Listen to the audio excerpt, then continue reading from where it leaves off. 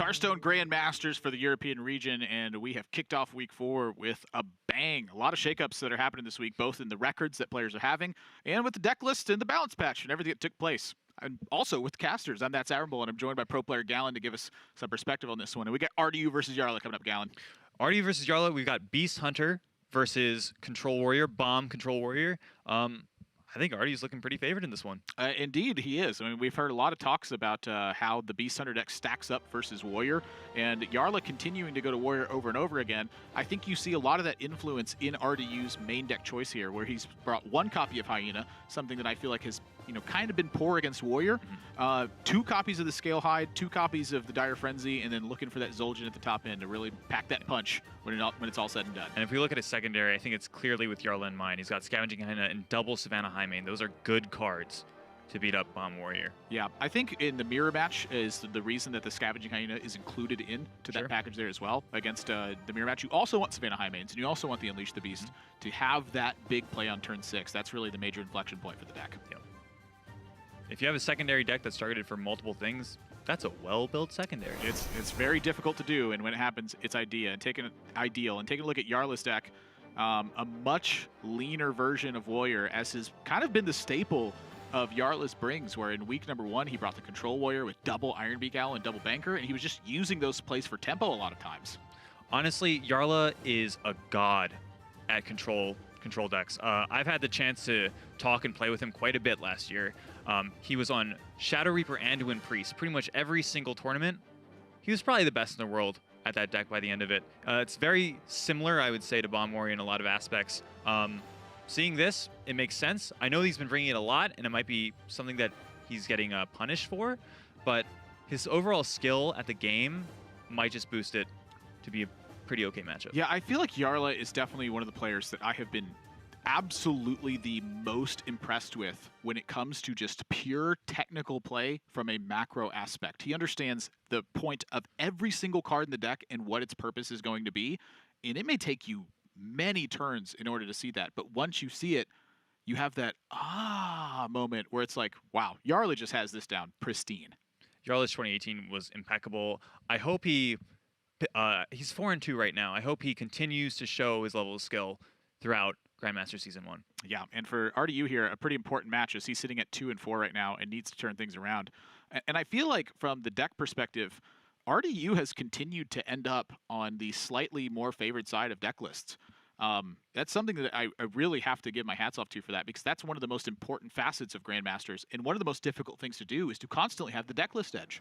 He has it yet again here in this week, and so if he doesn't close it in this match, that starts to make me question the macro game plan from RDU, the execution of that. I think if this match is close and he gets unlucky, you can throw that out the window. I think in a lot of his matches, he has just gotten some poor draws.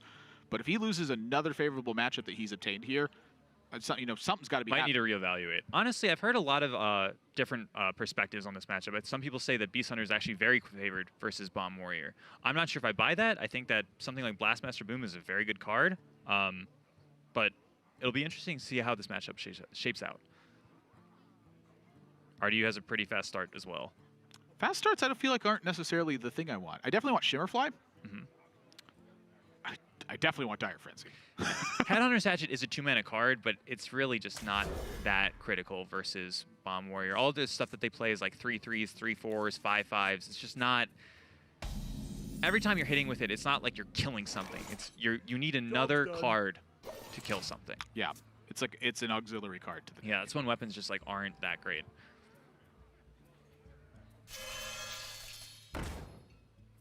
This game is just gonna be pretty slow for now. I imagine we're just gonna see Jarla pass turn 2. RDU probably develop a weapon or animal companion. Well, those are his only plays. Let's talk about the game plans here. Everything's pretty shaped out, I think, for their first couple turns. Yep. For Jarla, he has to be able, I think, to just overload RDU's deck with bombs and at some point land that turning point where it's tough for RDU to recover enough life total in just a couple spans of turns to really get it done. I mean, and for RDU, if he doesn't kill Jarla quickly, which probably won't happen, he's going to be looking at Dire Frenzying a 1-mana beast, so he can go Tundra Rhino with a bunch of 1-mana beasts and just kill Jarla outright.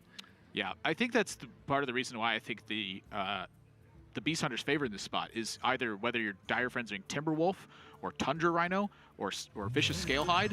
They're all good targets with different game plans of attack where Jarla pretty much has the one angle. Yeah, specifically Vicious Scalehide. You might think that because it's a warrior, it's a control deck. Bomb Warrior is not a control deck. Vicious Scalehide and Dire Frenzy is actually quite a powerful combo versus Bomb Warrior. Just because you outlast the bombs, it's hard for them to remove it outright.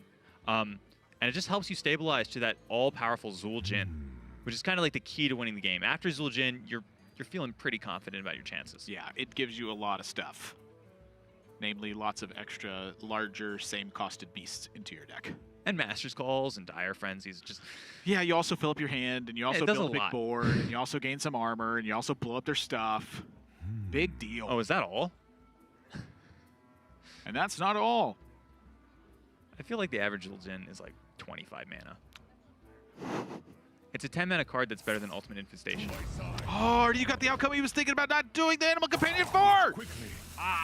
He was thinking specifically about if I land Leok, that means Jarla gets 2 cards.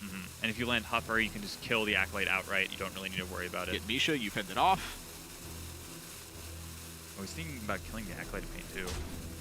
He's worried about Wrench Caliber, maybe. I would absolutely be paying attention to Wrench Caliber here. Yeah, it's just quite bad because your Acolyte would still even be alive after trades into the 2/4.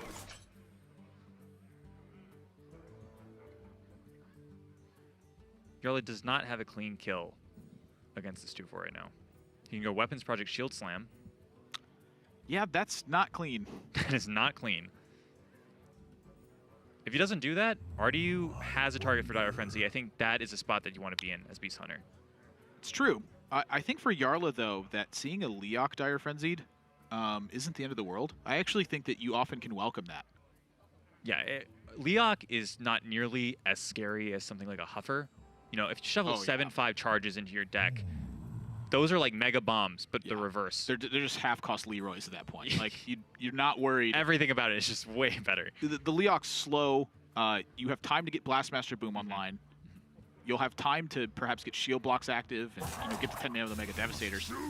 Tundra Rhinos, Timberwolves, Huffers, those do not allow you the time to respond. You take a hit, and then something happens.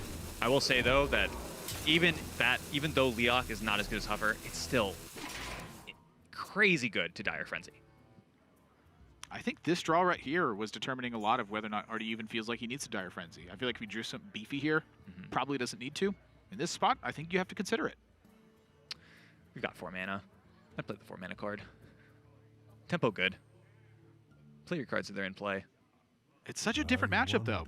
Sure. I don't necessarily agree that this is a... I think it's more important from Jarla's side than it is from RDU's. I mean, if you Dire Frenzy now, you're opening yourself a little bit to Dynamatic the next turn. It's just a good tempo swing. I don't know if that's really like a bad thing, however. I think at some point the Dynamatic is going to land against you. If you could do it and still be proactive after the Dynamatic happens, I think that's when you want to do it. That tells me to save Dire Frenzy. Because then I get to Spring Paw, Dire Frenzy, have the 1-cost 4/4s for the for the Tundra Rhino later. Quickly. Thinking about it, besides the end of going for it. I don't know. I like this. Play your cards so they're in play. I don't mind it. Oh no, not a 3-mana 5/7 that gives my other minions +1 attack. That's so bad. Yeah, the thing that I think RDU sees a payoff for down the road sometimes is having like Leok with an Unleash versus Blastmaster Boom. Like if a Leok sticks to board and then you draw another one later on, that can be a big difference. I'm just seeing this turn and it's like, ow. You're playing against a deck with Dynamatic and you're not running mechs. Oh, that kind of stings. Yeah. That's something that we really wanted to Dire Frenzy. I really didn't want to Dire Frenzy. I don't mind it, but now I do.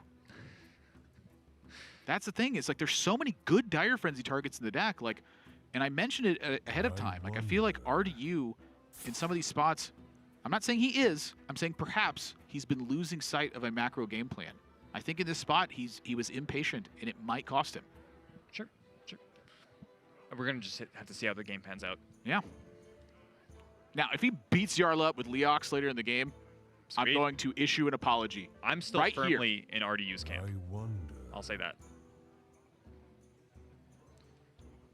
This is a pretty interesting choice from RDU as well. I imagine that Rat Trap is not the pick. Explosive Trap is also like, this is just so hard. None of these matter. they're all bad. Yeah, they're just all terrible.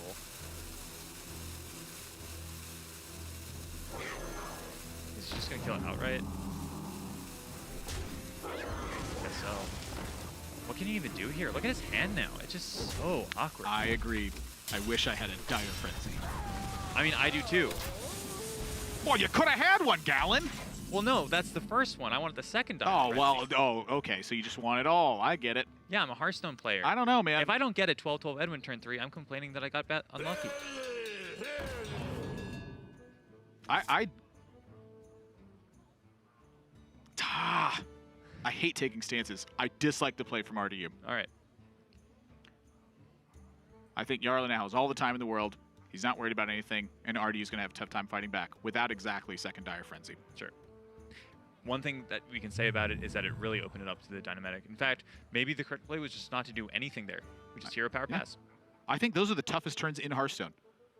The toughest turns are when you have to accept that doing nothing is probably your superior option. I fully agree. I absolutely hate doing nothing. Just as a person in general, if I can do something, I'm going to try to do it.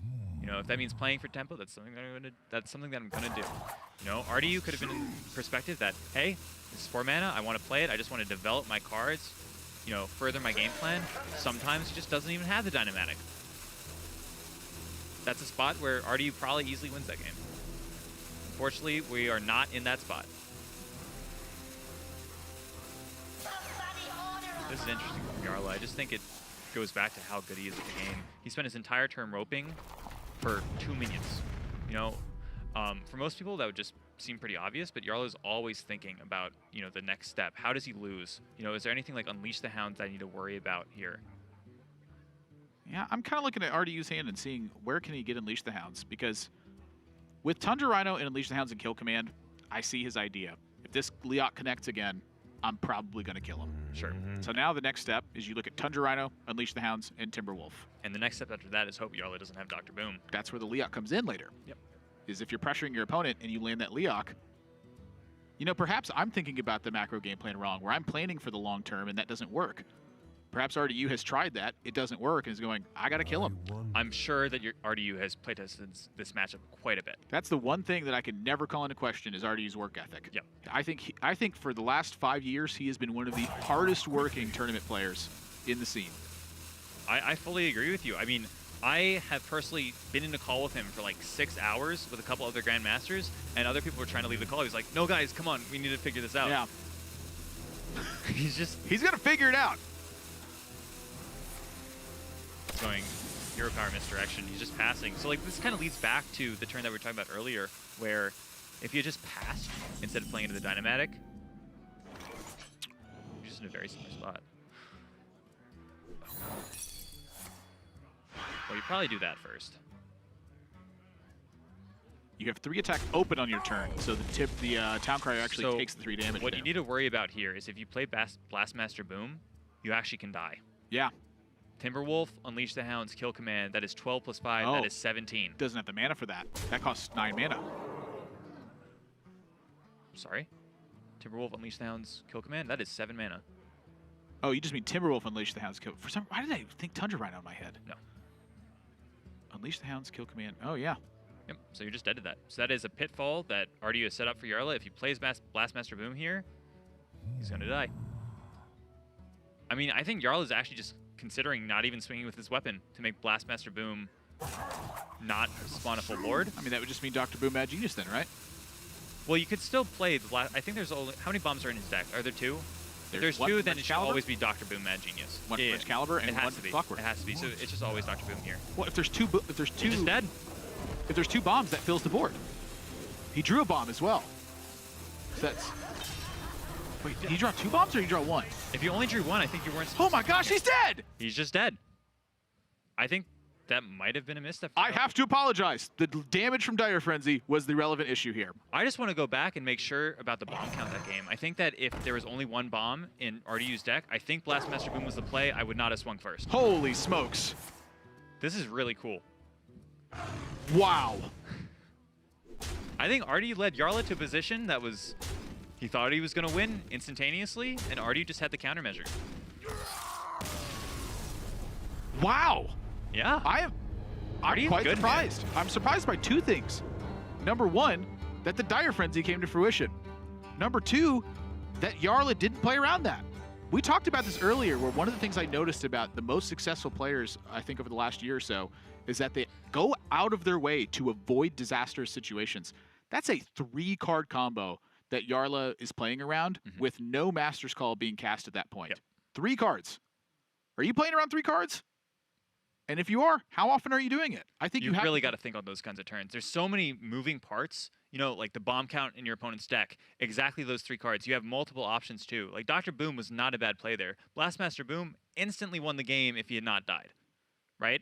So I just think there's a lot to think about. I think Jarla may have just like forgotten one small aspect of the turn and ended up punishing him massively.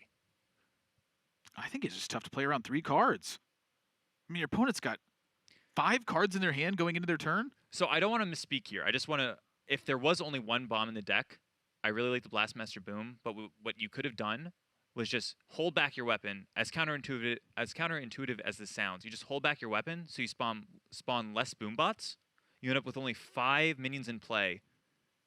Ardio's play only summons 5 hounds, right?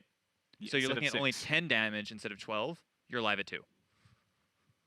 That is such a small difference. It makes a big deal. I mean, I think it's a tough way to play. I think in that position, it's really tough to play around 3 cards. I really, really do. You want to close the game because you know inevitability is oftentimes on Ardio's side, but I've already seen a Dire Frenzy, and I feel like the Dr. Boom Mad Genius there not only polishes your life total in that spot, but it also gives the Blastmaster Boom counterplay to what Artie can do to develop the board. I think that even still was a hard decision to make. You know, it just goes back to the whole point. Hearthstone is a very hard game. Sometimes you need to think about 20 things at once to come up with the perfect turn. Yeah, and that honestly was one of the tough ones. I mean, all of his plays are very powerful, is the thing. One of them had the pitfall. Yep. There's just a small little thing that you had to think about. There you go. So now we're moving over on decks as RDU's heading over to his secondary deck, which takes out a Tracking, a Hatchet, a Rat Trap, and an Unleash the Hounds. And he adds in some beefy stuff. That sounds like a good change. Yeah, those cards are not good versus Warrior, despite what you just saw. And he's adding in 2 Savannah High Mains, an Unleash the Beast, a Life Drinker, and the Scavenging Hyena that comes in, the second one. It's just kind of by happenstance. It's not a card that you want versus Warrior, but it's definitely a card you want versus Hunter, and that's the role his secondary deck is filling. It's good versus Warrior and Hunter. Yeah, it's not even that bad versus Warrior. It's just like, instead of collateral damage, it's collateral benefit. Jarla is sticking to his primary deck. We're using Specialist format here. You have an initial deck, and then 2 decks of the same class that can be up to 5 cards different. And after game number 1, when you have to queue your primary deck, you can queue any 3 of the decks you have afterwards. Jarla, his deck is built specifically in the side decks to tackle Warrior and to tackle Mage, and so his primary deck is the best one suited for what RDU's got. Yeah, I think that this is just going to be even more favored for RDU. I think the cards that he added are quite good in the matchup. He was favored beforehand. He's even more favored now. And looking at his hand, golly, is Master's Call a good card. It does everything you want. 3 mana, draw 3 minions, good? Who would have thought that? Certainly not. Not me. You wouldn't have thought 3 mana, draw 3 minions is good? Yeah, Jarla's and it's getting tough already. Oof. Paradigmatics, though. Yep, that is good. It means that Jarla is probably just passing until turn 4. If he picks up like a 3 mana card, or I'm not even sure if he plays the Acolyte. It gets really weird with a Scavenging Hyena. If they have a Spring Paw, like they might just give you 3 cards to make their Scavenging Hyena incredibly big. They're like, yeah, have all the cards you want. I'm gonna kill you. Yeah, that's the one thing that Scavenging Hyena I think does really well in the matchup is it threatens the Acolyte of Pain play from Jarla, and Jarla has been, I think in most of his Warrior decks, if I recall correctly, I think he's been bringing 2 Acolytes of Pain. Just very much values the draw because that card is just, to me against Rogue is really where a card like that shines, where it feels like it's just sucking cards away from my opponent's hand and giving them to me.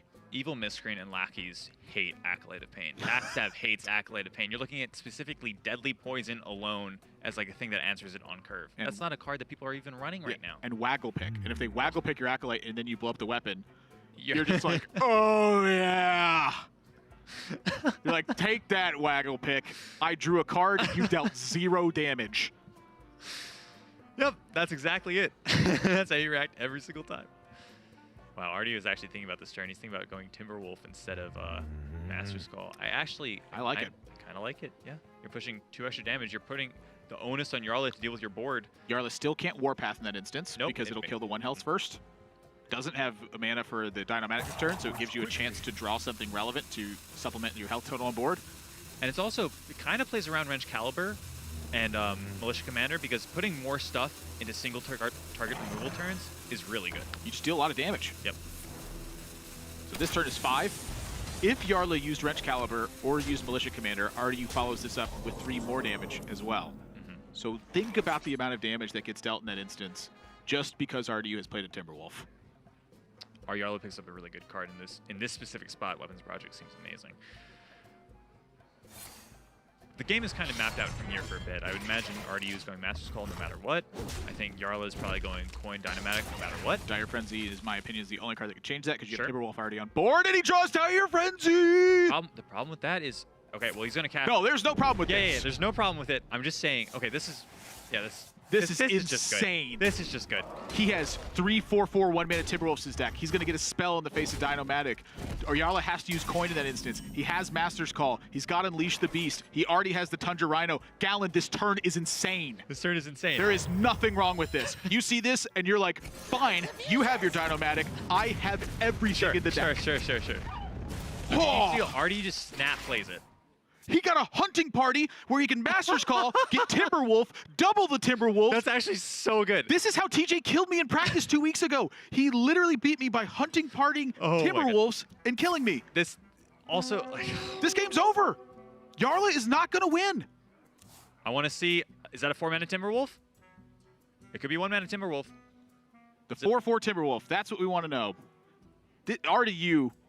It's a 1/1 Timberwolf. I don't even think it matters. Yeah, I think RDU's just going to have so much from-hand damage in back-to-back turns with Tundra Rhino and Timberwolf that Jarla's just not going to be able to recover. If he doesn't kill RDU with Blastmaster Boom soon, you're done. Game is over. What does he even do here? He can play a Chillwind Yeti. He can play Acolyte of Pain. That sounds terrible. There's no way Jarla can know that this is about to happen to him.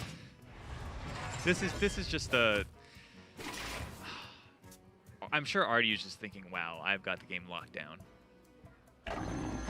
Do you see how he's just transitioned from playing very slowly to this turn just snap playing every single card? He spent like the last 3 turns just snap playing. Dire Frenzy. Master's Call. Savannah Highmane. Smart. Play the good cards because they're good. Jarla's in trub. What now? I had to imagine he's looking at something with Dynamatic. You get to clear this turn. Yeah, but God. Draw your card and clear. That's about as good as it's going to get. 2 shield blocks, maybe some time.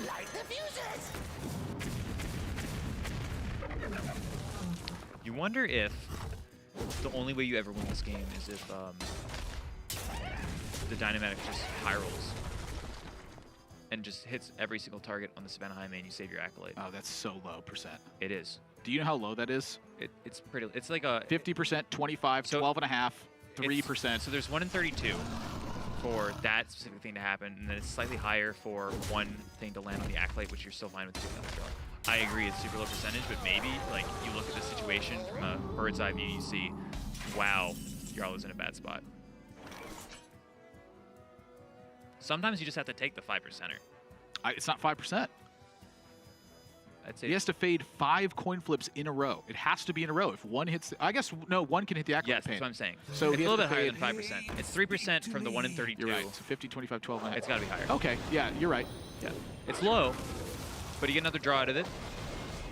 It's kind of. I'm much more interested now. When you said all 5 of them hitting the Highmane, I discounted the fact that Acolyte still has to attack once. Yeah. Okay, I'm more interested. I'm still very skeptical. Yep.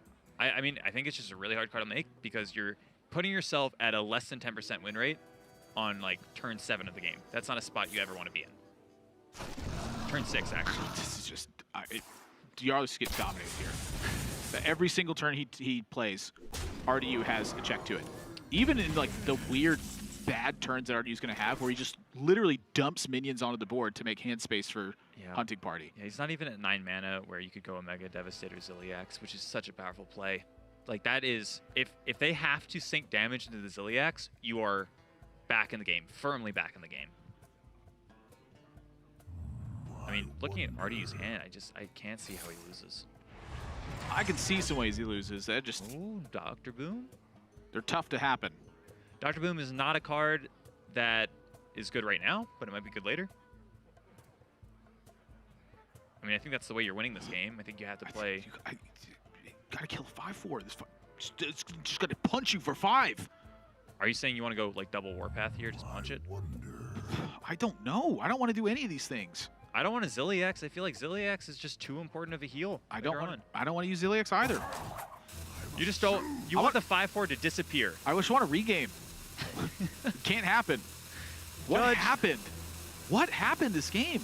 I think just RD ran away with tempo. It's because of a Timberwolf. Oh yes, the Zilliax here. Oh, I don't like this. I don't know if I don't like this because I think it's. I don't Caster think it's vision. bad. 100% caster vision right now. I don't even think it's bad. It's just I don't like this because it's. Because you can see. You're in such a bad spot. You can see it. You can see the Hunting Party. I'm telling you, this is a thing that it took me years to overcome. Was being able to see it. My vocal inflection will still tell you that I'm pained for Jarla, but I have to remember to tell you, this is the strongest that he's got right now, and he has to recover this aggressively. He cannot play a long-term game plan. I think one of the ways he wins from here is going to be a low percentage out. Like you hit Omega Assembly, in your next couple of draws, you get Vicious Scrap Hound plus Zilliax. Yeah, it's up to the mercy of the cards at this point for Jarla. I think. I really don't see how he wins this game without some fortunate draws.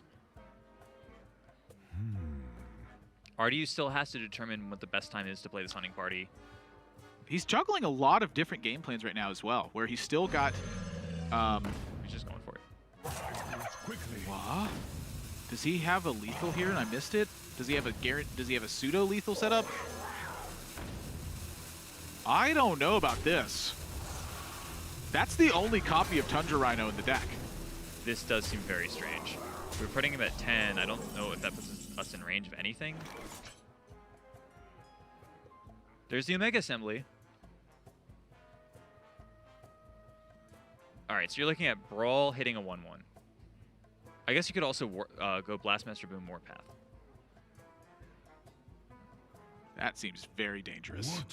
I feel like Brawl hitting a 1/1 is probably higher odds of full clearing the board. You got to remember that when the 1/1 dies, the Savannah Hyena also gets buffed. That is Scavenging Hyena also gets buffed. That is what RDU's thinking about, though, is in the face of Brawl, 2 of the outcomes kill Jarla.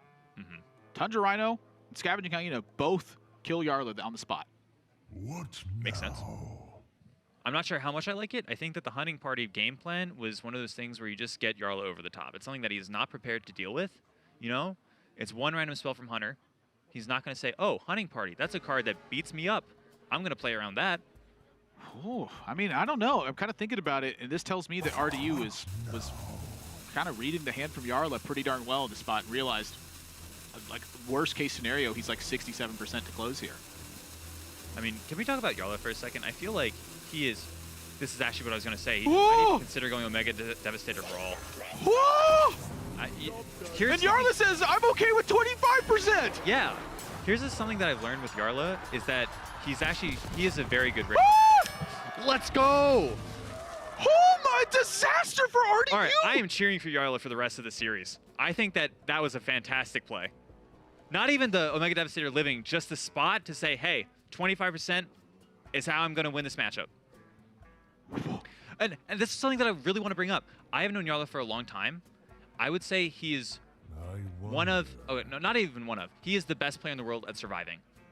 He is absolutely the best player in the world at staying alive.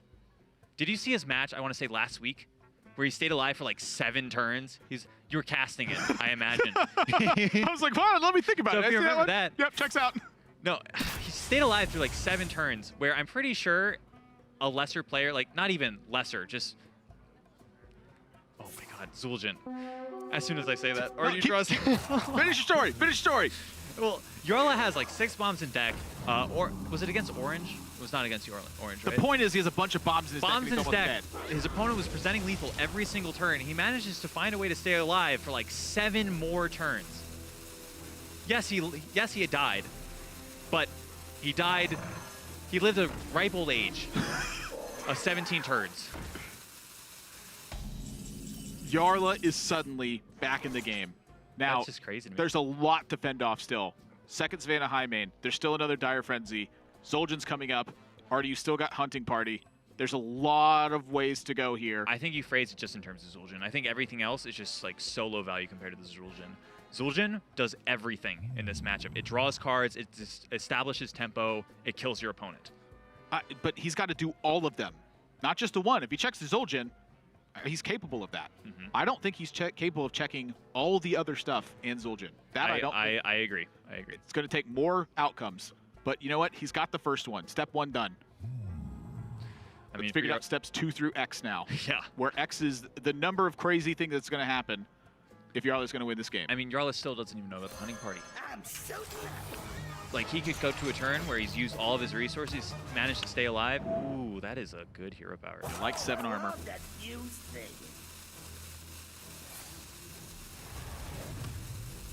Yeah, even with how this game is panning out, I still think RDU is just firmly going to take it.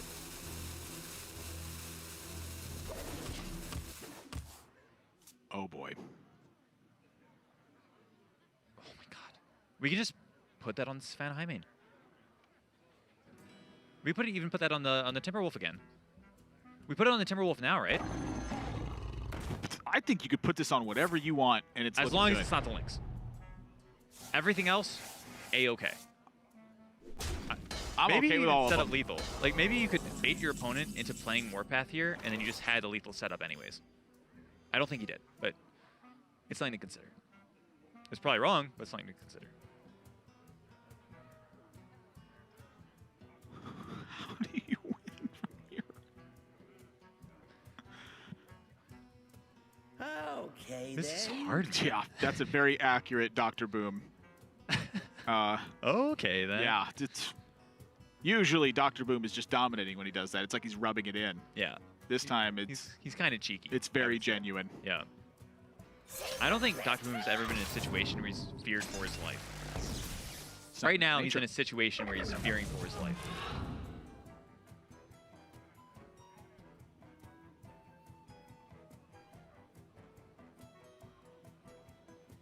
Big problem with Warpath.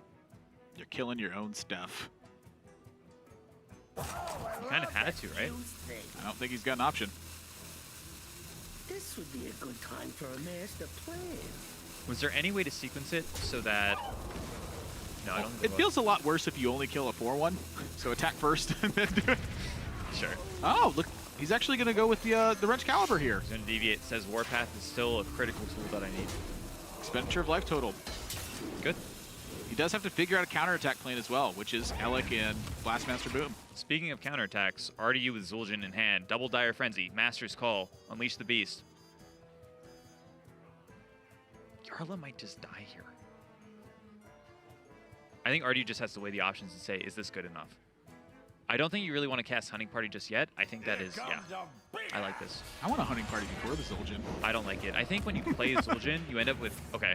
I know you're joking here, but I think the problem is you end up in a spot where you have a bunch not good. You just end up in a spot where you have too many beasts in your hand that don't do anything, and Hunting Party, more beasts that don't do anything isn't very good.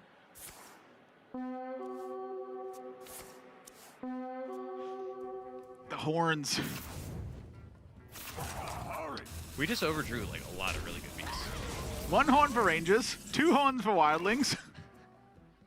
3 horns for Zul'jin. Yeah, there wasn't a 3rd horn. So Oh no!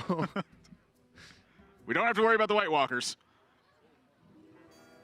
RDU comes out of the forest with like 25 beasts. This would be a good time for a master That would be like plan. thematic Deathstalker Rexar. Yeah. Deathstalker Rexar was definitely a Oh, White he Walker. was the White Walkers, yeah. Absolutely. Because it made all the dead. He made like the polar bear. Yeah, it made all the weird I will zombies. hunt you down. Oh, Jarla knows nothing. That's very not true. Jarla knows a lot. yeah. He knows that counterattack is the plan somehow. He knows he's in a very bad spot here.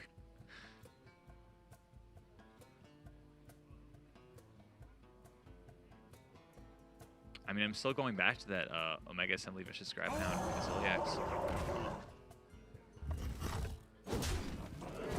I'm going counterattack. There you go. I'm gonna like it. I'm gonna hope I get lucky. You don't need to get too lucky, right? Ooh, you might need to get a little bit luckier than that. It's a bomb for 4 though. Ooh, Right, that's a good going one. Back to minions. There we go.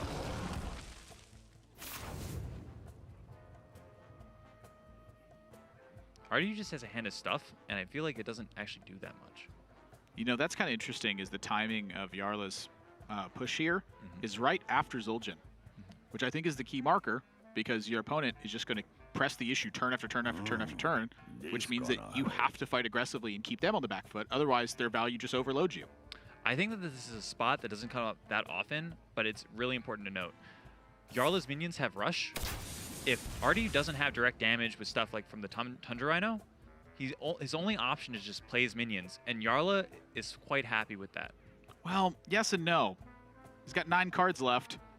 RDU still got lots of ways to generate extra life. Sure. That's an 8/8 Wyvern. He's got 1 more of those in his deck, I want to say. It's 2 more, right? No, I think you overdrew 1. Did he overdraw with Master's Call 1? Indeed he did. I just got word.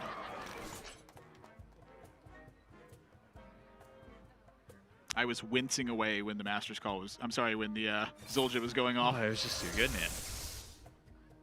Well, we did one of those things that you said. We've used our Ziliax, though. Important to note, Security Rover, one of the buffed cards that happened. It is up to a 2/6. It's really funny, because it's just a buff to Dr. Boom. No one's running that in their deck yet. Omega Assembly, Delivery Drone both got a lot better. Time for a master They also got better because of Snip Snap.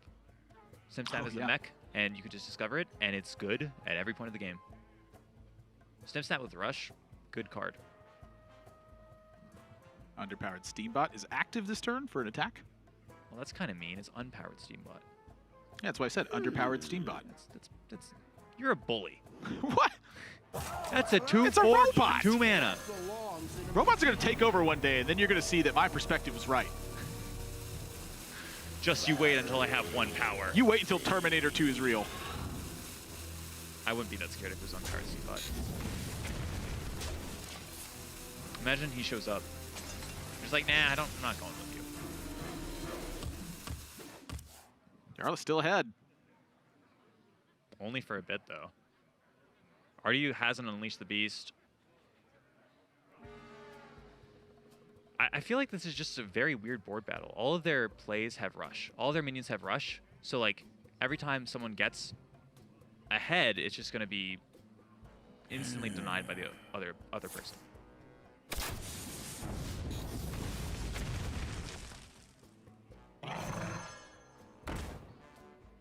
Wow. Finally getting some use out of these little guys.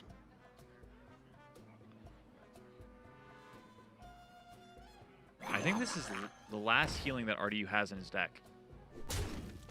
Life Drinkers technical with with Hunting Party.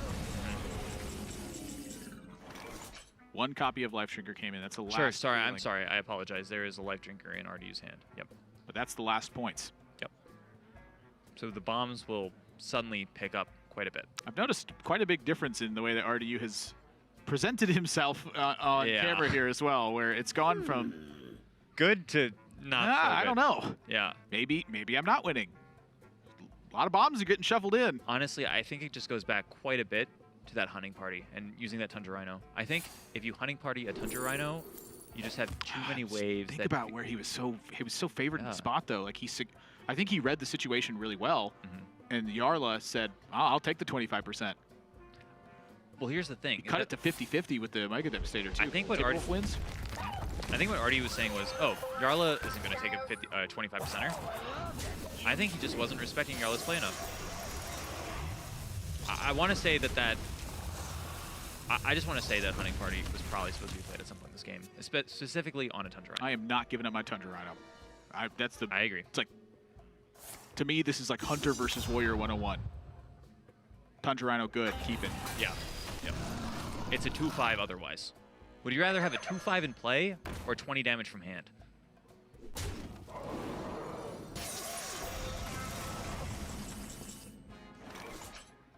And Jarla's clawing his way back in. Man, Jarla is just so good at this game. How many turns has it been? Like, he was in a spot this game where he was just dead. We didn't even spot away for him to win. He was just dead. The out that I was suggesting was like, you draw a Mega Assembly immediately, you get 2 exact mechs, and then even then, you're still behind. I want to say he's ahead. I kind of do too. What does this raiding party do now? It copies a Life Drinker? That's it? It doesn't copy Unleash the Beast or Animal Companion. Those are spells. This would be a good time for a master plan. And those bombs are going to keep adding up. I mean, I think the big thing from this point on is that RDU's at 15 cards in his deck, Jarla's at 5. Based on the bomb count, it's obviously going to change, but I think that Jarla could be fatigued here. So all RDU needs to do is just take Jarla to fatigue and win from there. I think that's his game plan from here on out. Okay, then. Save the best for last.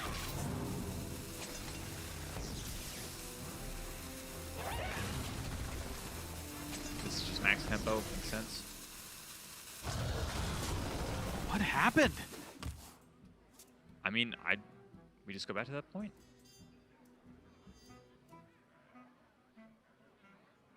Do you even have to like hunting party your Savannah Hyman here? You're Just to doing have enough anything, value. man. Oh, I didn't realize it was a 9-8. I would still hunting party that. That gives you another 9-8. He's got another chance later on. That's true, but like, I just didn't realize there was a 9-8. the hunting party was probably pretty slow. I guess my only problem with it is you haven't seen a shield slam. All of your opponent's minions have rush. He's worried about dying, right? I mean, Yeah. if you don't do anything this turn, If you don't do anything, then your opponent's just going to take the lead. they get a free chance to go in. Yeah. And look at how quickly Jarla has played this turn. I think that Jarla knows exactly where he's at now, and is just in firm control at this point. I think he's been in firm control, and he knows exactly what to do for like the last 15 turns of the game. Maybe not that many, but honestly, probably that many. I think that particular turn right there was the turning point. Yeah, I agree. Already using trouble. Blast shield picked up. Not sure how good it is in this specific instance, but it's pretty good overall.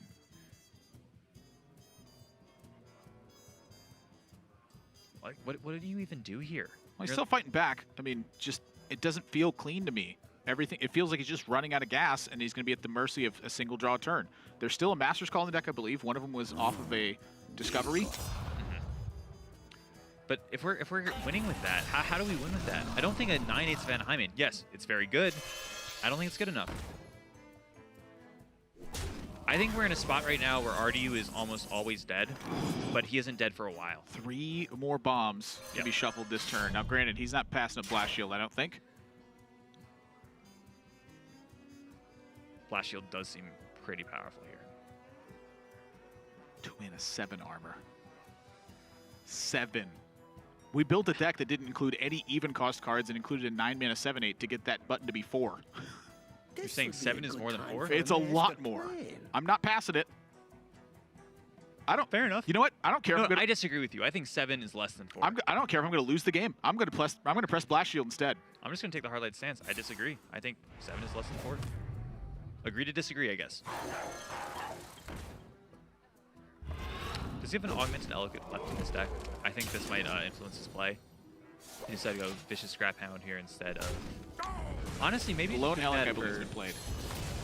I think maybe he's just doing that for extra armor over the course of the game. Like, if you deal 2 and gain 2 now, you technically increase the life swing by 1 if you play the 2/2 first over the 3/2. Because you deal 3 instead of dealing 2, but then you gain 2 instead of gaining 0.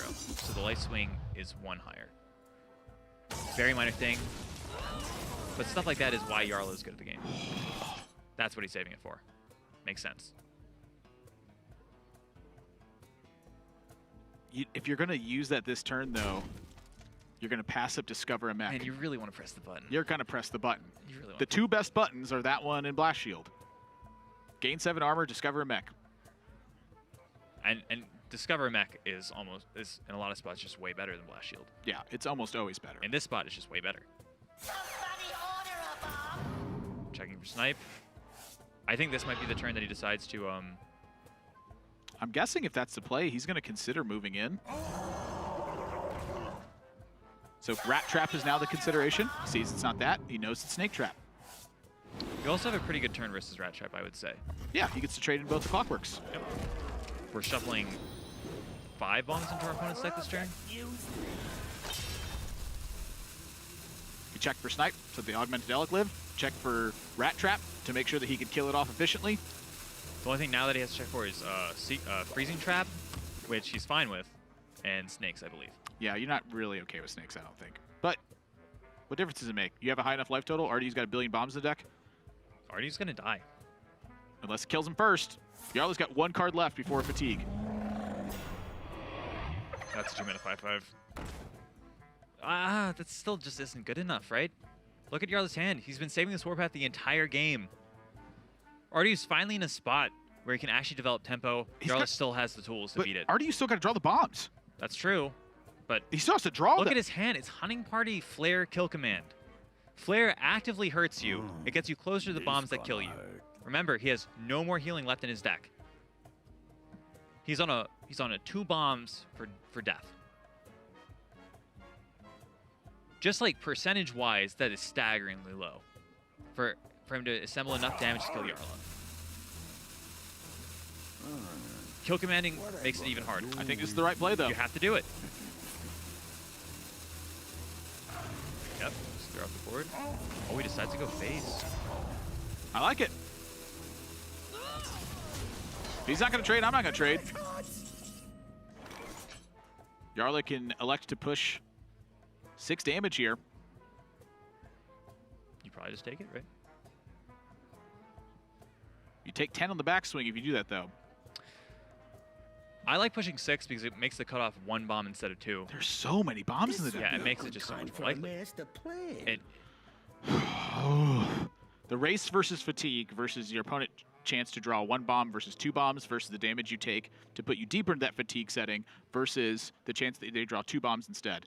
If you can calculate that in 70 seconds and make a good decision, hats props off. to you, yeah. Be a good time for a master plan. I imagine that's what he's going. Oh, I'm Could very just be interested in going this. Eternium Rover instead. Yes, so you Zap Cannon, you play Eternium Rover, you Warpath once, you attack face for 6, and then you can Warpath afterwards, and you get the attack in with the Eternium Rover to clear off the snakes as well, because Jarla knows that it's Snake Trap. Perfect sequencing. This is quite good. You attack here, then Warpath. That's a stellar play. You even save up your 2/3/1s. This makes it hard for Artie to actually answer this board now. He did, I believe, miss 2 armor in this situation, which was Warpath a 2nd time, and then attack. No, he didn't. Why? So if he goes Eternium Rover first, right? Warpaths once and trades in. It summons the 1/1s. It gives him a chance to clear the 1/1s. If he goes Warpath twice and then attacks in, there's 3 1/1s now that he can't answer, because it'll kill his 2 3/1s. Understandable. Yep, that's exactly what happened. And Artie draws the bomb the next turn. And I don't know if there would have been a second one or not. So as far as I'm concerned, Jarla, aggressive stance at the end of the game. After all the value that Artie had, he didn't need to fight through the value. He needed to fight through the tempo. And once he got past that point and he took advantage of the Zul'jin turn by playing hard after the Zul'jin came down, he was able to generate that. That's crazy. Jarla is a master of control decks. I have to say, like, even though it was predicated on a 25% win rate, even being able to spot that is just so difficult. It's hard to take that chance when there are chances that other things can happen. And when you're like, you know what, I'm just going in here. If this fails, so be it. I lose. I think most players find it very difficult. You know, it's hard to admit that you're about to lose a game. You don't want to ever be in that spot. You always want a game to be just very easy, you know? I think that's a mark of a really talented player, is knowing when you're behind, saying, you know, this is my highest percentage out. Yeah, it's bad. I still got to take it. Full 30 cards in the deck gone for Jarla in that one, which means we're moving on to Game 3 in our 4th match of the day here. We got to go to a quick break, but when we come back, we're going to find out who takes this set with RDU versus Jarla. It's tied at 1 apiece. Stay tuned.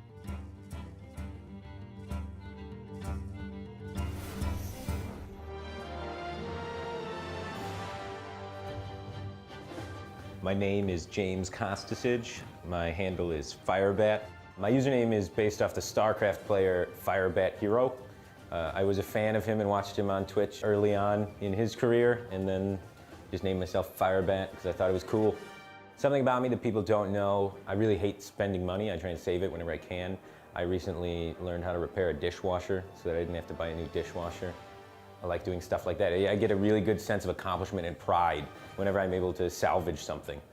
My favorite Hearthstone Esports memory is winning the 2014 World Championship. That was pretty tough to beat, but I'm hoping that one day I can beat that memory.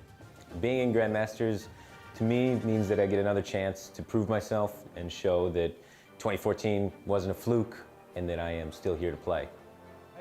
I mean, I love playing against my own region because I get to play against a lot of my friends, which is always like really fun and entertaining, and there's so many different mind games. But at the same time, I'd really love to play against Europe and really knock them down a few pegs because they're so cocky all the time. I look forward to winning the most and losing the least. I definitely don't want to lose, and I definitely want to win, so it's really simple.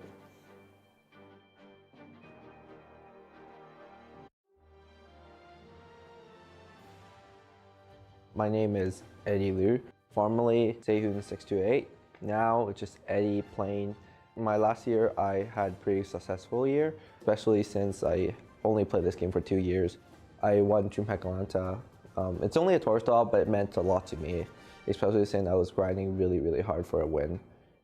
When I first knew that, I received the email that I got into Grandmaster, I was really excited. I checked my email at 10:30, and I was hyped. I was like, oh my god, is this actually real? I think I'm a very consistent player.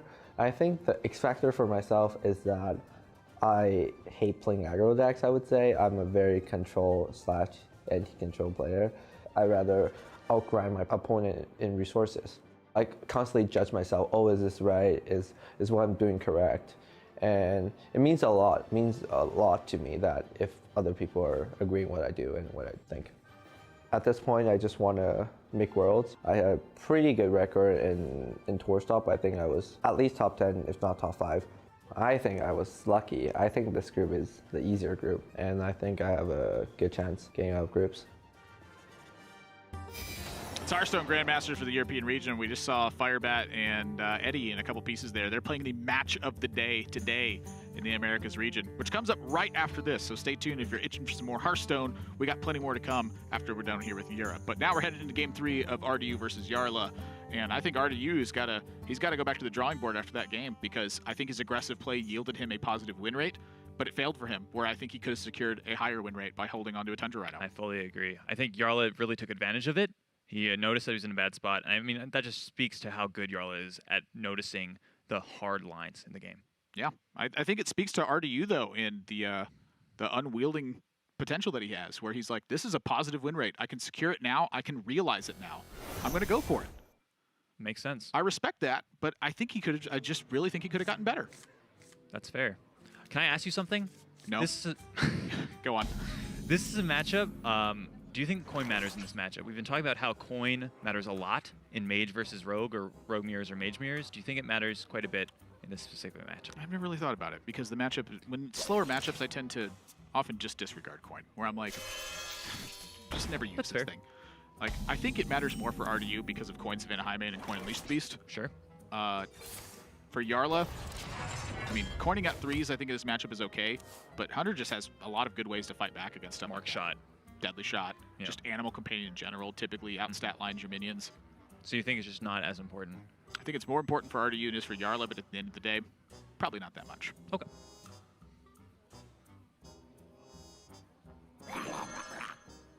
That's pretty interesting. It's probably right. How does he answer one? Yeah, I mean, this is, I think, a really interesting spot where RDU is, very much threatening Dire Frenzy in the spot. If he wants to, he can opt to land it next turn, no matter what. The only answer in Jarla's deck to this is a Shield Slam. Oh! So think about that hunting party. Think about the Dire Frenzies I've been talking about. And just think about Okay. how Jarla won that last game. Do you think you're supposed to Dire Frenzy anything other than Vicious Scalehind, Timberwolf, or Tundra Rhino? I don't even know what to say here. That play seems Brilliant. pretty small. That was just... I'm speechless. That was such a great play by Jarla. He recognizes, hey, I have an actual chance of just beating Dire Frenzy here. You know, shield slamming a 1-3 is unintuitive. I don't think any Hearthstone player will say, yes, this is clearly right. I always do this. It's just good. I actually think it's quite actively, on its surface, a bad play. But if you dig deep, how did Jarla win that last game? Killed RDU. He didn't run him out of stuff. He didn't have an overwhelming dominance of value. He beat him with his last couple of cards. It was the extra life that RDU could have generated that would have made the difference last game. I mean, if you just think about Jarla in general, like if you go back to last year, he's been doing this stuff for quite a while now. I think he's been just a stellar player, able to notice like the minutia of certain things. I like that. This is a counterintuitive play that he absolutely nails. Defend the gates! Now he's just beating RDU up. Coin high main, do you really get beat up here? I think Jarla's going in. I think he's gonna Elec and Clockwork. What other plays is he gonna do? Play Harrison he's here? got a Blastmaster boom. Yeah. Start beating him up. That makes sense. Why not play a Blastmaster boom with 4 bombs? Tempo equals good.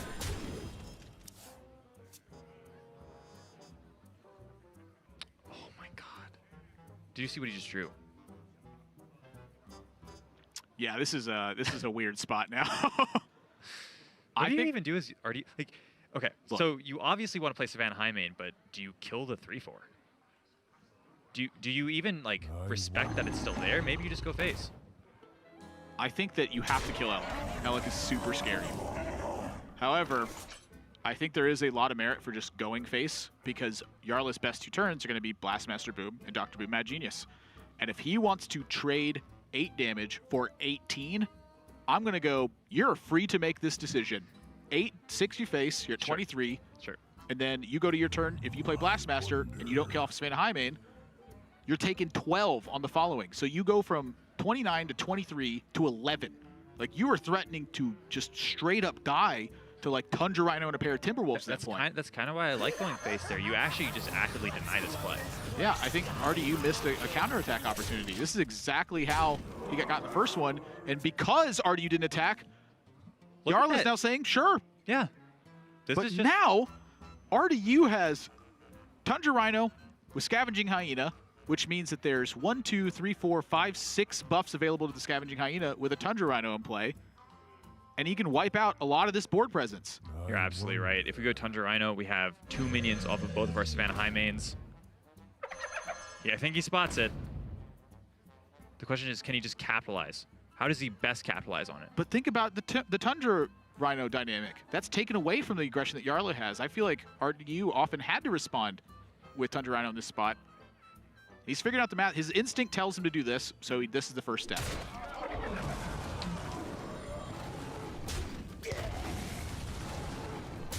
Oh boy. Okay. That's fine.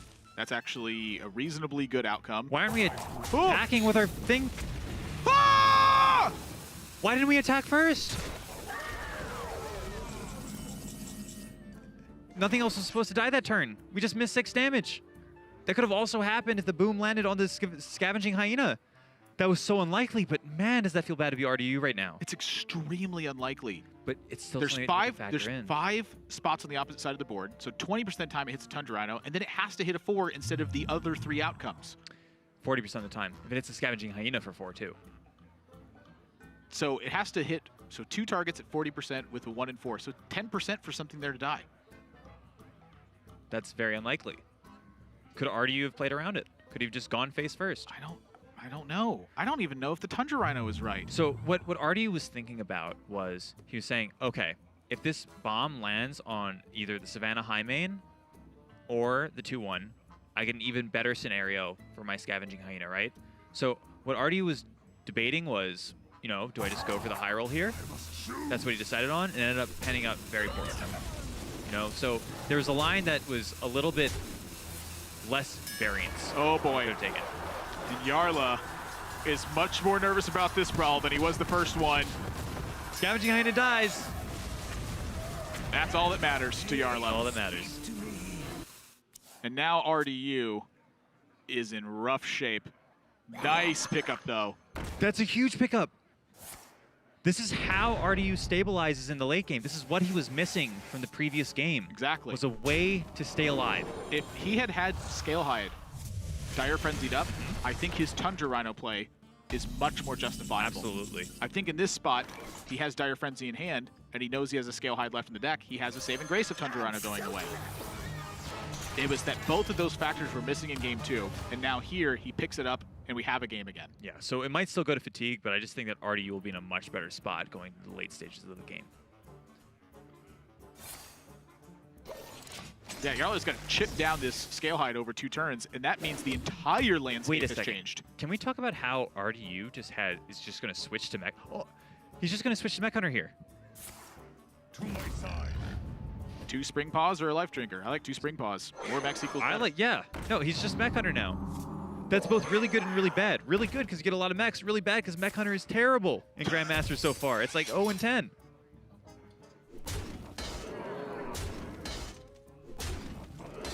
You also got to push 2 this way with the hero power so that you can fit in. That's a big turn because Jarla is kind of working with Pittance right now. He's got ways to load up, but he's just under pressure. What do you even do here? Do you start with a Mega Assembly? Well, it's just hard to say. You need to clear this board. If you don't clear this board, you're going to die over like 3 turns. Weaponized Pinata is funny. Sometimes it pulls a Deathwing. I'm looking at Eternium Rover. I think you need to find ways to get armor this game. Absolutely. That's what Jarla picks. That, to me, has been the biggest struggle for post-Dr. Boom is staying alive afterwards. Oh, boy. You know what would have been sweet here? Missile Launcher. I think Mechanical Whelp's pretty sweet. I agree. That kills 2 things. And then we kill another with the Eternium Rover. I like it. Admirable's smart. I'm just thinking about the Dire Frenzy game plan now and how Jarla does not have anywhere near the same liberty of counterattacking anymore. What I will say is he has a huge advantage just in board pressure. He can have every single one of his minions charge into his opponent's minions. That is crucial in Hearthstone.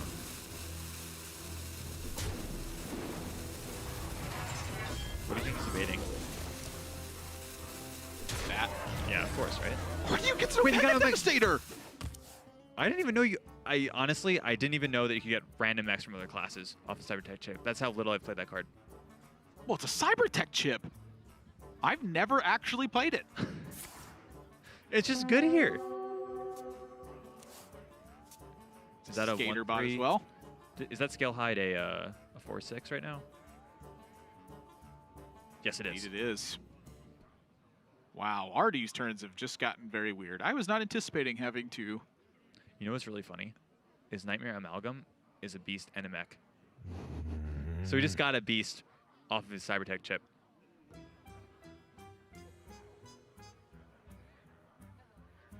You're looking at like Omega Devastator and Skaterbot as ways of just dealing with sport right now. I don't think you want to use your Visage Scale Hide just yet. I think that's something that you save for later. It lets you play with your life total very Exactly. I think he's got a lot of ways to fight this. I actually am not seeing like a bad plan from this point. Remember that he still has mechs in his Spring Paw and Links.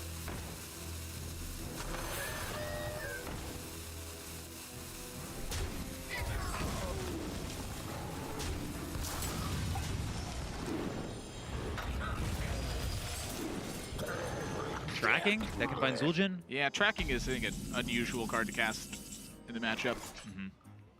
Just, it pretty actively works against your game plan. It's something you want to do after you cast Zul'jin. Yeah. After you cast Zul'jin, it's great. Before... If you're looking for something like Tundra Rhino, maybe a beast that was Dire Frenzied, that's when it's good. You can use it to find your Zul'jin, but then your Zul'jin is actively putting you towards fatigue, which can matter quite a bit.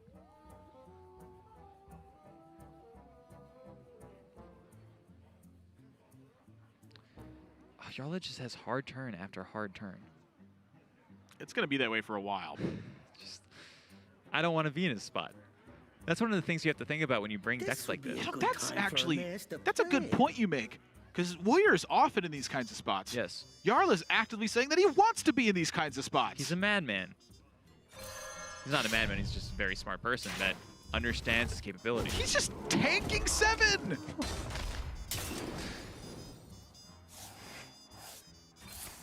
Are we going to see Militia Commander? I don't know, but 2-1 is worth 7 health. Jarla does. Is it worth 3? It's a 2-2 as well. Jarla apparently knows. 2-2 versus 3. I guess it's 4 health in that spot. I think you're in Dr. Boom mode. You're at a very high life total. If you ever roll a blast shield, you pretty much heal back up. Still got a Ziliax the deck. Yep, I don't think. Okay. Yeah, Jarla shouldn't be in a spot where he's worried. I'm just freaking out because every single spot I'm looking at both their hands. Jarla's is running out. RDU's is chocked full, but this was the same story in game number 1, but Zul'jin hasn't been played yet. It's really funny. Look at his entire hand as RDU. It's like super responsive.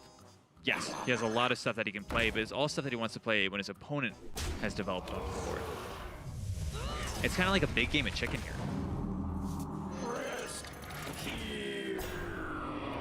It's just actively a good card right now. 0-9. That card used to be played a lot in Inner Fire Priest. The Meat Wagon. Yeah. That was just a powerful turn. I love that deck. You could like Ziliax onto it too. I take that back. I really hated that deck, but it was kind of fun to get a 0-9 off a Meat Wagon and then win because of it. I think it was funny. Fun, maybe not fun, but funny definitely. I think Meadwagon in general was just a very funny card. That card actually, that saw legitimate play at like the end of its life cycle. Yeah, it did. With This would be a Mechano good Egg time for Paladin. a master Yeah, And it was good. It was good. It was the best card in the deck sometimes. Well, Jarla needs the best card in the deck, whatever that's going to be, pretty darn soon, because this is an ugly looking turn. I think he's played all the best cards in his deck so far. Well, that's not good news then. He is, yeah. We've played the Omega Assembly, Yeah, there's one copy of that. so there's no more of This would those. be a good time. Oh, I love that. We played Dr. Boom, which is good, but we're running out of mechs. You played Blastmaster Boom. What can you even draw here that like firmly puts you back in the game? And I don't see an answer. Excellent question.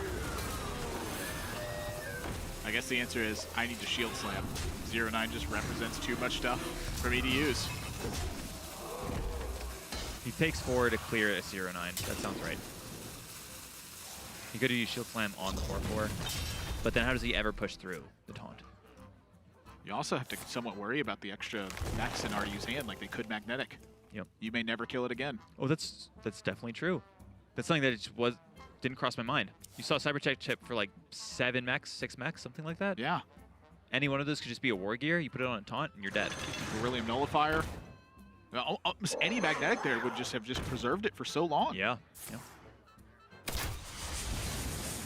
This game is weird. Cybertech chip makes games weird. Boom Reaver. Has to be. You just need stuff. You Yep. need way more value than what you have right now. So the question, I guess, is to account for what's in the deck, which there's not really a lot of stuff left in the deck. I mean, there's still Dynamatic, but we are looking at Acolytes of Pain as well. I honestly think that's a good thing off of Boom Reaver. I think you need to draw cards in this matchup right now. Yes, you're going to go to Fatigue. You're worried about closing with a window rather. You need to close. Yeah. You don't have inevitability. Unity. Nope. Precision. Perfection. Turning River as well. So that's the fight now for Jarla. He's clearly actively fighting for tempo again. I think there are very few hero powers you could get here that would switch his game plan to playing. Oh, nope. Never mind. He got. What's. Deal 1 to Doesn't everything. matter. Deal Yeah. one to the board. That's the ideal that's one. not to even get. a hero power. That's the ideal one to get when you're going to play Yes. Boom Reaver. Yes. You want the worst one sometimes. Yeah. If you get the good hero powers only, then you're like, my hero powers are too good. I just can't play my good cards. Yeah, I'm taking this multi-shot. You could take Master's Call. I don't think it's very good, though. Yeah, you just already have too much stuff. Yeah, You've you're already right. cast a Master's Call. That's the thing with Zul'jin is like when you cast it with double Master's Call, your hand just gets instantaneously filled up. I want to spend my resources, and when Zul'jin comes down, I want to kill all their stuff. You know, one of the reasons I think multi-shot just really hasn't seen any play, that's weird. Whoa! He doesn't even play his Sparks. I'm a little bit lost there. Despair. I am quite lost there. I think that was very hastily used. I mean, he sees the Zul'jin now, so his game plan is empty hand, get to Zul'jin. I agree. I think there's better ways to empty hand. He had 2 1-1s he could have played there. Instead, he decided to hero power. I was just thinking about the Omega Devastator in general. That's a very powerful card. It would be very good here. You just kill a 7/5.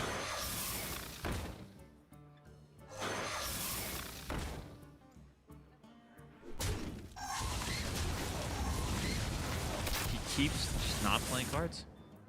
I would take my time here as well, I think. I mean, we use the Devastator. Now you need to take your time. Your opponent is in fatigue. You will beat them in fatigue. Yeah. You have multiple dire frenzies. So if you just take it slow and play as the control deck, which is something that sounds very weird. A Beast Hunter playing as the control deck. Versus a Warrior. Weird game, but sometimes you just need to switch game plans.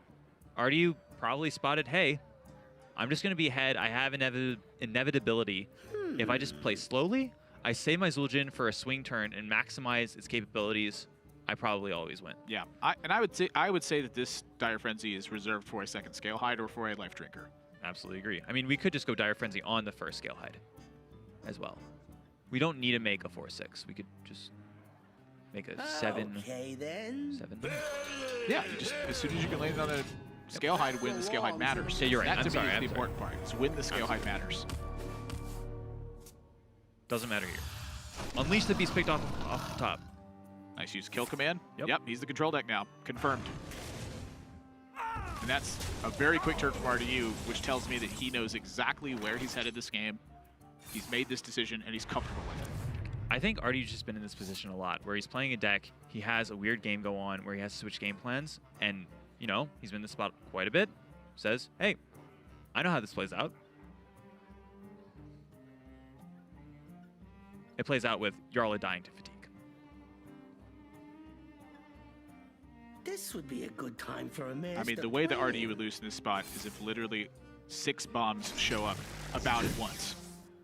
Which I think that Jarla, I think he could technically engineer that, but golly, that's hard to do. That doesn't sound It's like a super hard to do. I mean, we've been saying this for a while. It's just that Jarla just has no more good cards left in his deck. He's playing kind of with air at this point. Like, yeah, you're going to stay alive. It's what he's really good at. It's just you've used your Blastmaster Boom. You do not have an Omega Assembly in your hand anymore. Your Omega Assembly pulled an Alarmabot. Save the best for last. You ever play with Alarmabots? No. Well, yes, but no.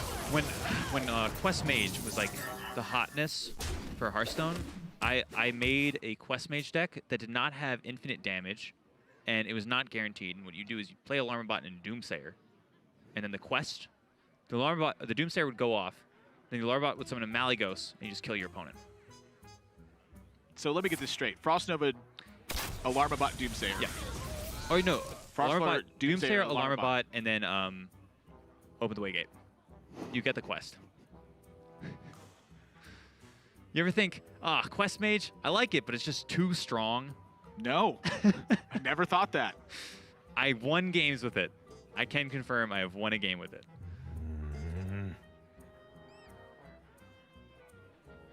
Alright, he's just taking his time here. Yeah, Jarla does not have that use for Alarmabot. Malygos, Frostbolt, Fireball.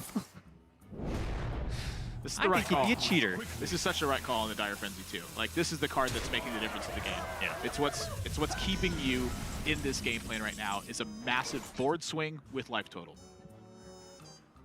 I mean, what is Jarla even going to do here?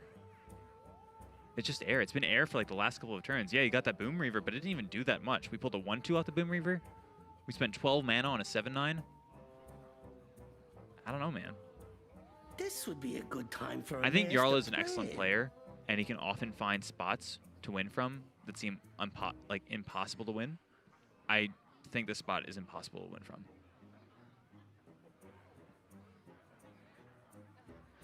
How dare you after that last game? You know how he wins?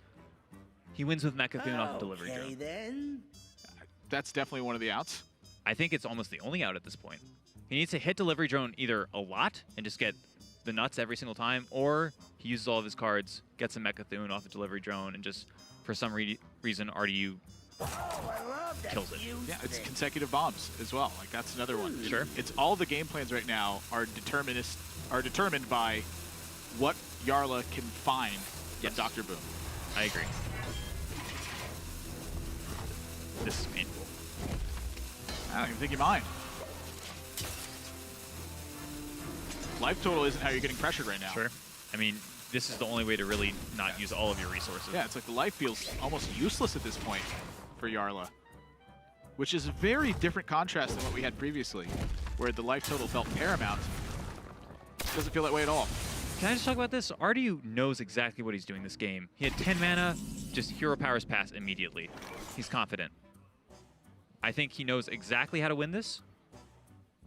He knows when to play Zul'jin, and that's when his opponent plays something big. You know, right now, Jarla is not threatening him at all whatsoever. He can say, you're not really playing Hearthstone right now. I don't really need to play Hearthstone right now either. Just chill. Jarla's like, I gotta go in. I need the cards now. Mechathune.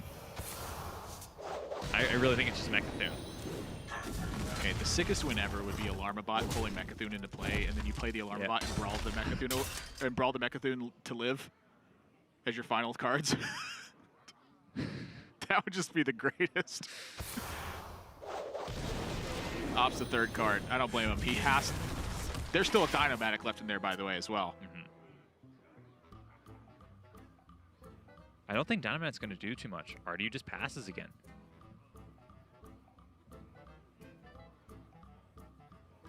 I mean, at some point as RDU, you're going to have to be thinking about that. It's like, do I lose to Mechathune? That's how good of a spot he's in. I wonder.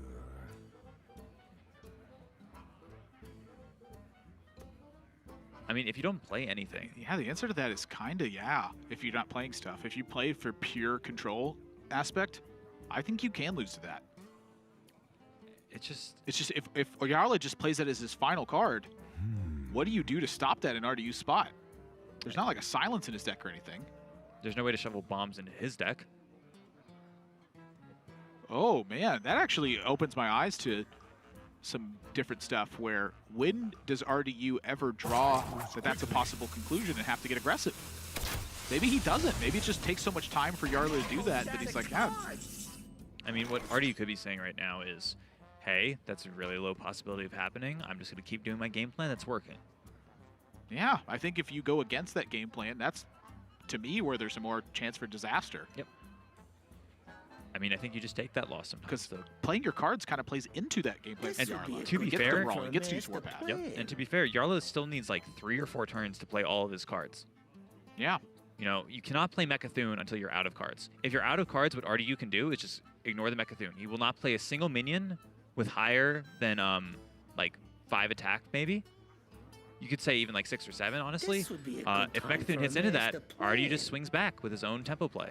He's like, okay, your Mechathune's at 3 health. I'm going to kill you. And that's assuming that even gets discovered to begin with. And so for me, the plan from Jarla is how do I set up consecutive bombs at once? I really believe that's the direction that Jarla has to head right now. I think that's the direction that Jarla needs. This is the only way to win. It's a 1 in a million, legitimately 1 in a million chance.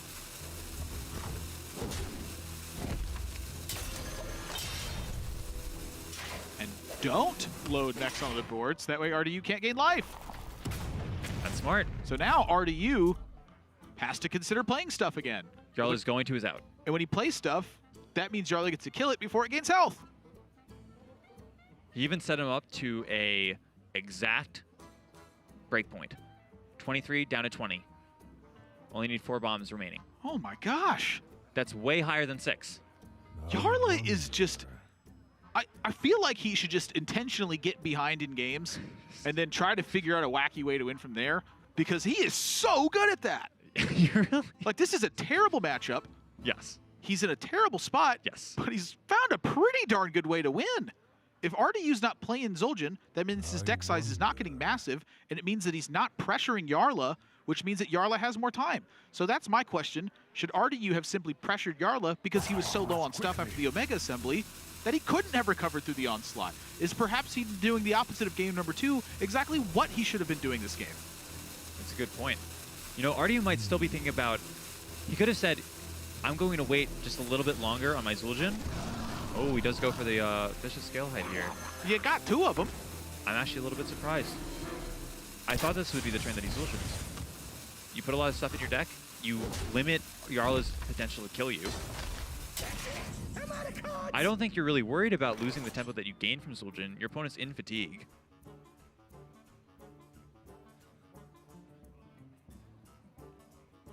Jarla has to go for this, right? Just the 4 bombs off the top. He could kill the Vicious Scalehead this turn, but that puts something in play. Yeah, Or it gains RDU This health. would be a good time. So for I a don't know. master You're looking at an plan. above 0% win rate by going face here. That's higher than everything else you got. I'm going to watch Jarla and figure it out, because the idea that I can figure out the percentage as good as he can would just be a lie at this point. Sure. I'd say that going face would be a is good higher than time 0, for a not going master face. That's what your plan. instinct says. Yeah. That face, it go in, and hope is the best win rate. Yep. If that fails, you lose on the spot. I agree. And that's exactly what game number 2 was for Jarla. And so he's going in. RDU needs to draw 4 in a row. consecutive bombs in order to lose this game. If that doesn't happen, RDU, I believe, will fully recover the spot.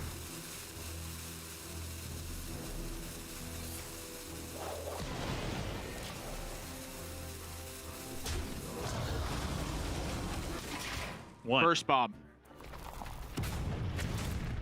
Second bomb. Not it. Oh, gosh. I think that's lights out, man. If I'm an RDU spot, I'm using Vicious Scalehide, I'm using Timberwolf, I'm doing everything I can to gain the maximum amount of health. I agree. And I think from that spot, you're almost always guaranteed to win. Scratch it, I think you're always guaranteed to win. You could have notched this from 17 to 19, which is another bomb break point. I agree. I think that... Okay, so he just decides to go with Zul'jin anyways. There's tracking in the deck. That was the good one. That's the best one. Oh, wow. That is such a good, strong outcome. You know what's really funny? Is you could Dire Frenzy your opponent's Augmented Elec, and then they attack you in the face with it. Augmented Elec is a beast. I believe he has a deadly shot in Okay. the pool. Yep. I could be wrong.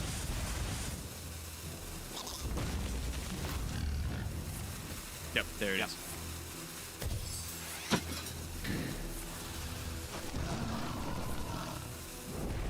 Oh, boy. And now there's so many cards in the deck. If you thought it couldn't get any worse for Jarla. Well, cards are getting burned as well. So hang on a second here. RDU's only got 6 cards in the deck? How many of these are bombs right now? I mean, the problem with that is... Wait a minute. Admirable, look at his hand size. Ah. Genius. Yeah.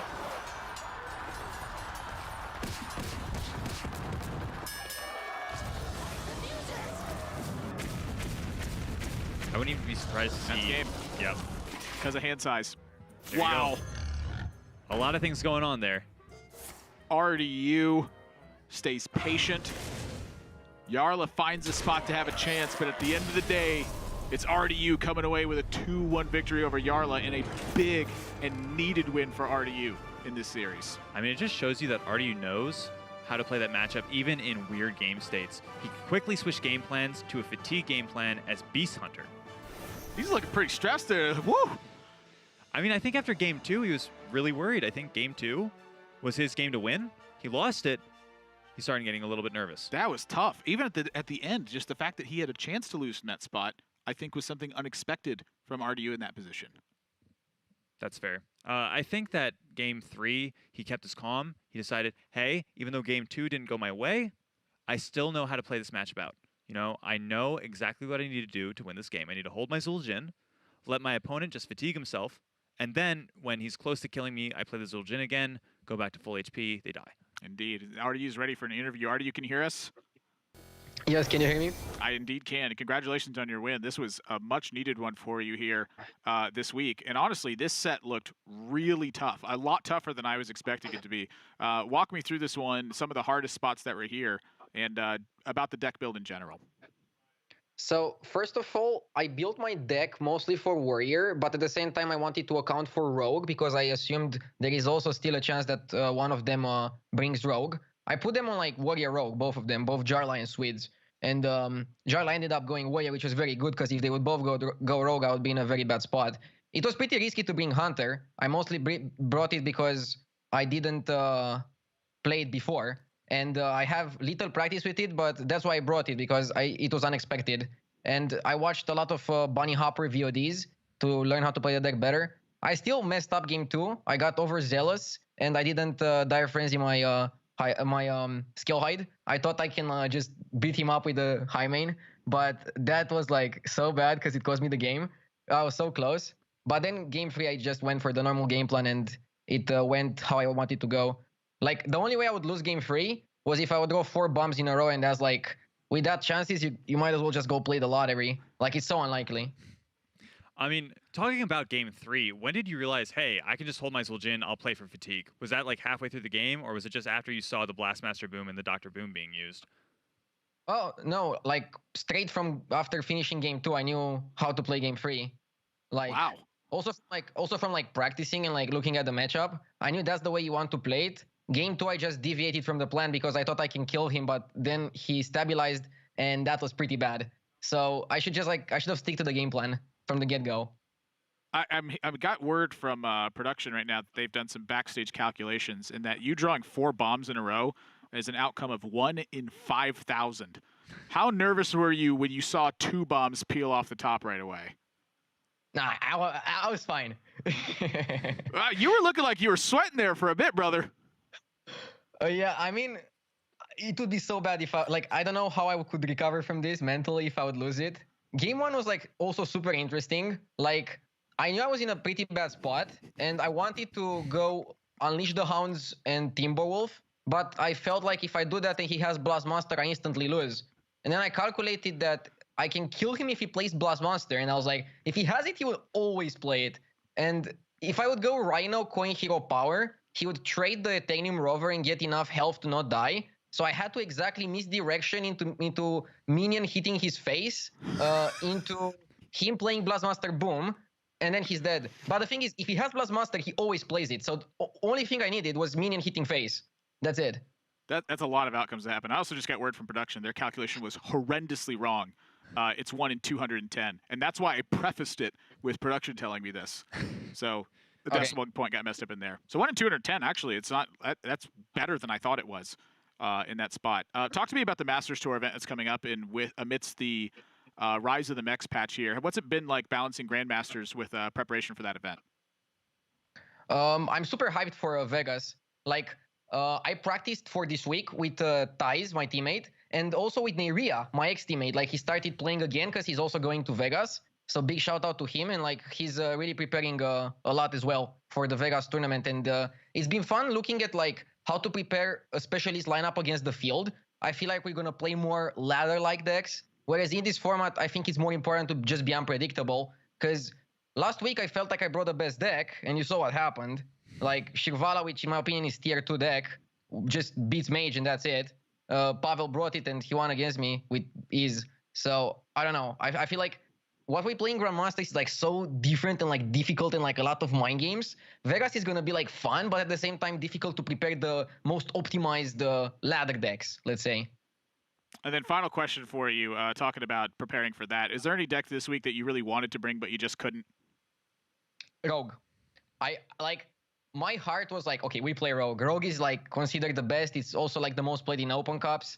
I really wanted to bring Rogue, but then I was like, okay, my opponents are going to put me on 100% bringing Rogue. They have a high chance of both bringing Warrior. I don't want to play Rogue versus Warrior twice. Even though you're favored after sideboarding, you're not favored before, so like you're still like 45. I don't want that.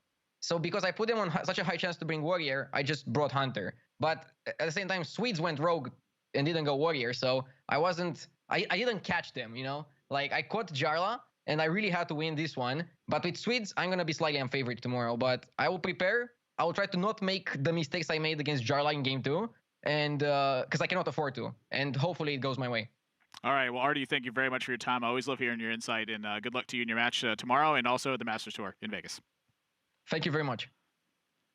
RDU always has some sort of big reflection on those points. And to me, that's like always the sign of how hardworking he is. It's like whether he's streaming, whether he's practicing, whether he's at a live event and chatting with somebody who's come up to say hi, he's always willing to talk about strategy and Hearthstone and how to improve. I mean, he's already talking about how game 2 we think he messed up. You know, he brought that up before we even mentioned it, which I don't even think we were going to do, but that's how self-critical he is. He's analyzing and constantly reanalyzing his plays.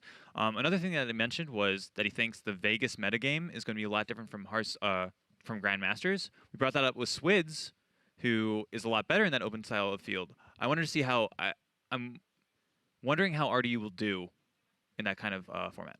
Yeah, I'm curious to see it as well. I'm really excited for it. Let's take a look at the standings and see how things are looking after that match. Jarla still at a positive win rate with a 4-3 match score in RDU. Now everyone's putting him in the running for that third place spot. They're coming for you, Casey. Look out! Look out below! Pavel dropping the match, though. I mean, that is a big match to lose in perspective. We've been talking about that for a bit. With Pavel having lost that match, the difference between 3-4 and 2-5, I mean, he's now 2 matches back from just catching up to the rest of the field at that point. I mean, that all boils down to me to week number 1 and the choice to bring the Nomi Priest for Pavel in that spot. I agree, man. When you're 2-5, you pretty much have to play flawlessly, bring the best decks, and just have flawless execution throughout the rest of Grandmasters. If you start 2-5, that sounds pretty unlikely. It does, but now he's there. He's got to bring his A game. Yep. No time left for Pavel to mess around. And so that brings us to our 5th match of the day. Boar Control is going to be taken on Bunny Hopper in this one, who's playing Pogo Rogue. Very thematic for that. It's our 5th and final match of day 1 of this week for the European region in Hearthstone Grandmasters. Stay tuned.